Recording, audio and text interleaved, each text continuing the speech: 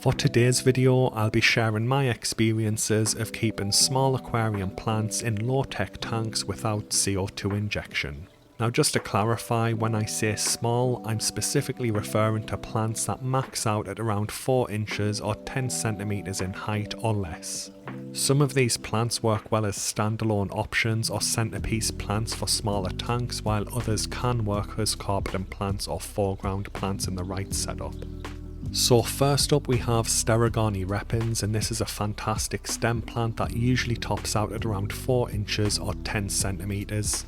I currently have this in my hard water betta fish tank with moderate lighting, but I've also kept it in my soft water Walstad betta fish tank. It's always been a hardy plant for me, and I've never experienced any melting during the initial cycles of a new tank. It can take a little bit of time for it to establish itself in a new tank, but once it does start to grow consistently. I'm using it as a mid-ground plant in my 8-gallon betta fish tank, but this could easily be used as a foreground plant in larger aquariums. You can use it to fill in spaces like I have in this tank, or you can use it for detailing against hardscape. I've also heard of people with larger aquariums use Staurogyne Repens for carpeting in low-tech tanks, but it does require regular trimming to maintain the even, smooth carpet look. Luckily, since it's a stem plant, it's very easy to trim and you just clip the top off with your shears as required. Next up is Echinodorus Aquartica, which is slightly different from the other plants featured in this video, as it can actually get a little bit taller and go up to 8 inches or 20 centimeters. This one is considered a medium difficulty plant, with most plant nurseries recommending moderate lighting and some CO2 injection for optimal growth. Now I've kept this plant in multiple tanks and I don't use CO2 injection in any of them, and it's always done well. I have an Echinodorus Aquartica in my 40-gallon tank, but this one stayed at around 4 inches or 10 centimeters for months, despite this one having root tabs under it and moderate lighting. On the flip side of that, the Echinodorus Aquartica in my old 12-gallon scape with a low output Nicru C10 light, no root tabs, no CO2 injection and minimal liquid fertilizers managed to reach 8 inches or 20 centimeters.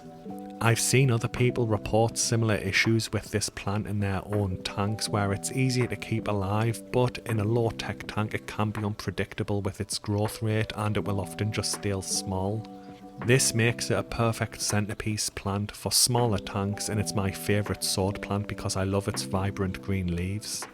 Next up is Cryptococcus parva, and just a heads up, the footage for this one may be slightly out of sync with the audio since I'm using older clips from a previous 12-gallon scape. This plant is usually classified as medium difficulty, with most plant nurseries recommend you use moderate lighting and CO2 injection for optimal growth. I only ever kept this in a low-tech setup with low-powered lighting and no CO2 injection, and while it did stay alive and it didn't melt away, it didn't grow at all. From what I've seen from other people who keep this plant, even if they keep it in a high-tech setup with very strong lighting and CO2 injection, this is pretty normal for Cryptococcus parva, as it's just a very slow grower. Mine maxed out at around 2 inches in height or around 5 centimeters, and although it is listed as being able to reach double that height, I doubt it's going to happen in a low-tech tank. I personally use this as a detailing plant along the side of some rocks in the aquarium, but I have seen people report successes using this as a carpet. That said, with its slow growth rate, using this as a carpet will take months or even years in a low-tech tank, so there's probably better options out there. Still, this is a very unique crypt as it's absolutely tiny and it is a great little plant for detailing. Next up we have Bucephalandra, and unlike most of the other plants in this video, which are the smaller varieties of their genus, most Bucephalandra species are naturally small. The majority of them will max out at under 4 inches or 10 centimeters, but there are some exceptions like Bucephalandra kedagang, which can get twice as large. Bucephalandra is an epiphyte plant, meaning it needs to be anchored to hardscape like driftwood or rocks in your aquarium rather than planted in the substrate. Because of this, it is usually used for a detailing plant rather than as a foreground or mid-ground plant, and you'd usually cover sections of your hardscape in it. It also comes in a variety of colours, but some of these can start to get very expensive, so I recommend just sticking with the regular greens or brown varieties. I've kept Bucephalandra in a wide range of plants, and for me it's actually been quite an easy plant to keep, but I have seen other people say it's melted in their setups.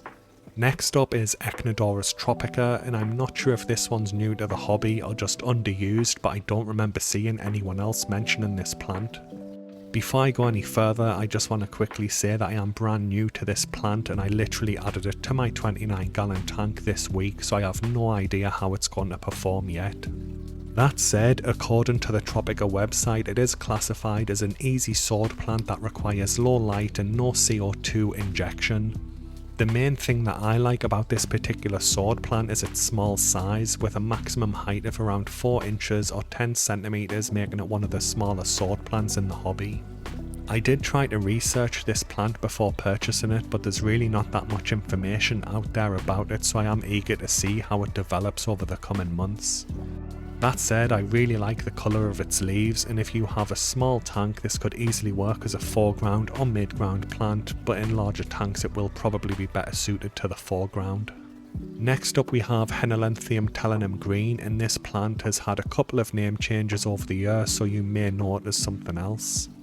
This looks a little bit like Dwarf Sagittaria with its small needle-like leaves that emerge from the substrate.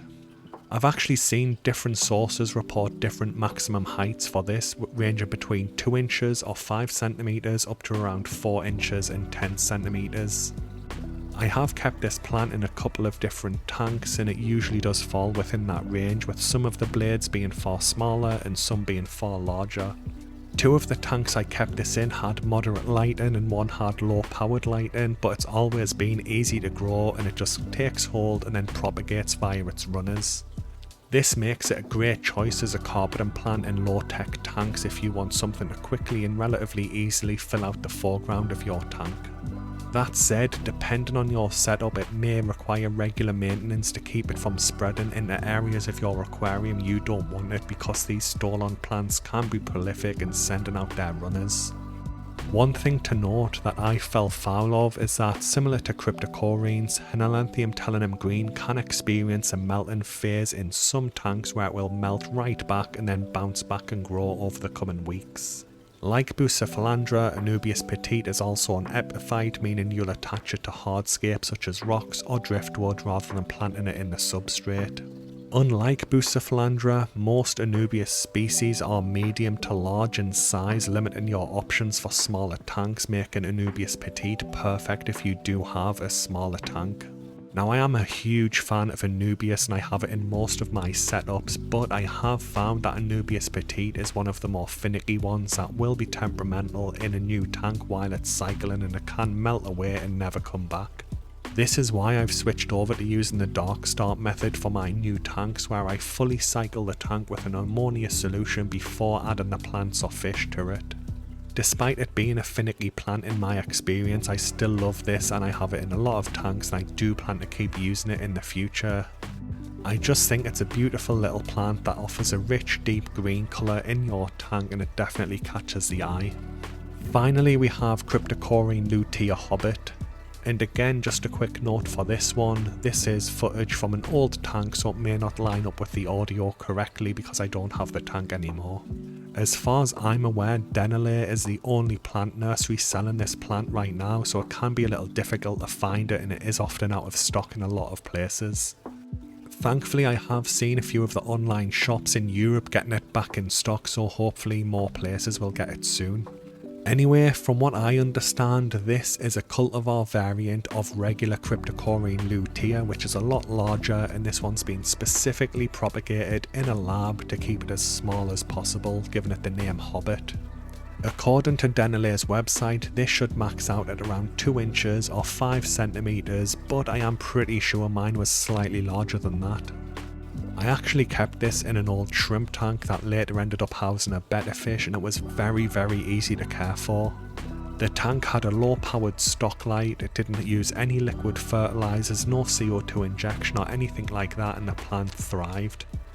I hope some of the local shops in my area get it back in stock too, as this one was easier to keep than Cryptococcus parva and it did grow at a faster pace. Anyway guys, that brings the video to an end. Thanks for watching and have a good day.